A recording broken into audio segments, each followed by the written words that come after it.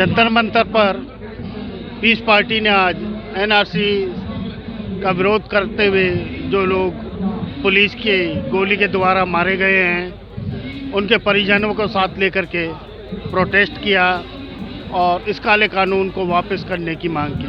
Piece party ने कार्यक्रम का नाम दिया संविधान बचाओ देश बचाओ। जो ये काला कानून लाया गया है ये मुल्क के आइन के जो बेसिक स्ट्रक्चर है, जो प्रियम्बल है, जो मजहब के नाम पर तिफरके की मुखालफत करता है उसके खिलाफ है। इसलिए पीस पार्टी ने ये नहीं कहा कि ये किसी मजहब और जाति का मामला है। पीस पार्टी ने कहा ये देश के संविधान का मामला है। हित करेंगे जो हमको रास्ता दिखलाएंगे, हम उस रास्ते पर आखिरी सांस तक लड़ेंगे और संविधान को बचा कर दम लेंगे। ये मोदी सरकार सच्चाई से डरती है, सिर्फ झूठ से इनका वास्ता है और इनके झूठ को हम लोग बेनकाब करेंगे और इनको हिंदुस्तान से निकाल कर भगाएंगे इनको। शुक्रिया साथियों। जब से ये काले कानून की शुरुआत हुई पूरे प्रदेश में हर जिले में धरना प्रदर्शन करके ज्ञापन दे करके इसका विरोध इसलिए कर रही थी कि इसके मकसद को, इसके अंजाम को पीस पार्टी पूरी तरीके से वाकिफ थी। ये सरकार संविधान के बजाय संविधान के लिए शपथ लेती है मगर संविधान के हिसाब से काम करने के बजाय आरएसएस के एजेंडे पे काम कर रही है। देश को और देश के नागरिकों के बीच मजहब के नाम पर नफरत फैलाने का काम कर रहे हैं। सभी लोग जानते हैं कि पूरे देश में बहुत सारे प्रदेश में डिटेंशन सेंटर है और वहां मुसलमानों को, बेगुनाह मुसलमानों को जेलों उन पे डिटेंशन सेंटर में रखा गया है। तो जाएंगे उसके लिए सरकार बजट पास कर रही है और ये कहा जा रहा है कि एनआरसी लागू होगा।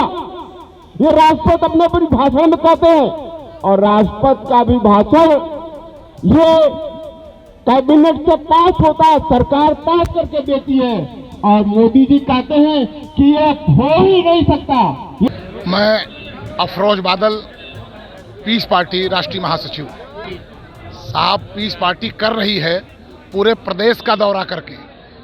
पहली पार्टी है और शायद किसी की और पार्टी की हिम्मत भी नहीं हो पाएगी कि सारे जितने शहीद संविधान सेनानी रहे हैं, जो शहीद हुए हैं, सब सारे लोगों के परिवार को 50-50 लाख रुपए के मुआवजा और उत्तर प्रदेश की वो पुलिस जो गुंडागर्दी और पूरे गुंडागर्दी पर उतर आई है उसके खिलाफ हाई कोर्ट में मुकदमा अगर किसी ने किया है तो वो पीस पार्टी राष्ट्रीय अध्यक्ष डॉक्टर मोहम्मद अयूब ने किया है। हुकूमत पूरी तरह से अंदर दरवाजे से एनआरसी का पूरा फॉर्मेट तैयार कर चुकी है किसी दिन, क्योंकि ये चोरों की हुकूमत है। नोट की बंदी 12 बजे, जीएसटी 12 बजे, अंग्रेज आज़ादी दिया था 12 बजे, उन्हीं की औलाद हैं।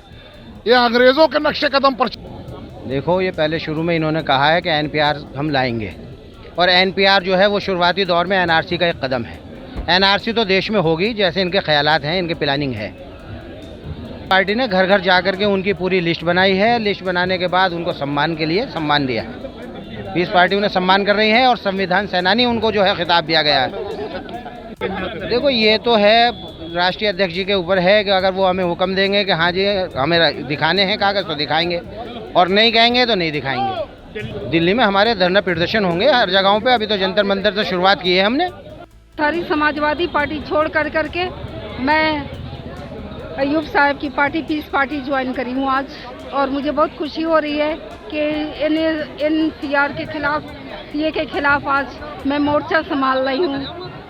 जो लोग ये सरकार में आने के बाद ही करेंगी। अभी तो हम लोग संघर्ष कर रहे हैं। जब तक कि ये संघर्ष होगा, जब तक कि काला कानून वापस नहीं लिया जाएगा। मैं अभी आज नहीं आई हूँ इस पार्टी में।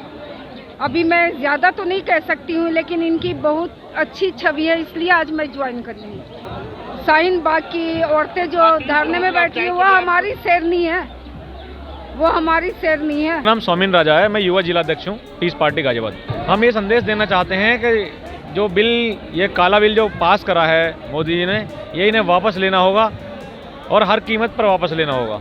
अपना मुल्क तो सुधारा नहीं जाता, दूसरे मुल्क की बात करते हैं। अभी हमारे यहाँ कितने लोग ऐसे हैं, आप जैसे मछुआरों को ले लीजिए, या आप कितने गांव देहातों में ले लिए, उनके अभी तक वोटर कार्ड तक नहीं बने हुए हैं। जिनके पहचान पत्र में वोटर कार्ड है, अपना मुल्क नहीं सुधरेगा, दूसरे मुल्क को क्या सुधारेगा? मैं तो यही कहूँगा कि ये हमारे विधान के बिल्कुल खिलाफ है। दूसरी बात कि ये लोग नहीं चाहते कि हमारे देश में तरक्की हो, बर्बाद करना चाहते हैं। और हम लोग सदा से इस देश के लिए मुहाफिज रहे, खैर ख्वाह रहे और निगरानी वाले रहे, और आगे तक भी हम इस देश के लिए अपनी कुर्बानी देंगे। हमारी ज़िंदगी सही हालात में थी तो ये पता नहीं था कि यहाँ जो हुकूमत वाले होंगे वो डकैत और चोर होंगे। बड़ा अच्छा वक्त कटा, लेकिन अब ये हमारी गलतियाँ हैं कि हमने जो हुकूमत चुनी है वो देखकर नहीं चुनी, डकैतों को, तड़ी पारों को ये राज दे दिया।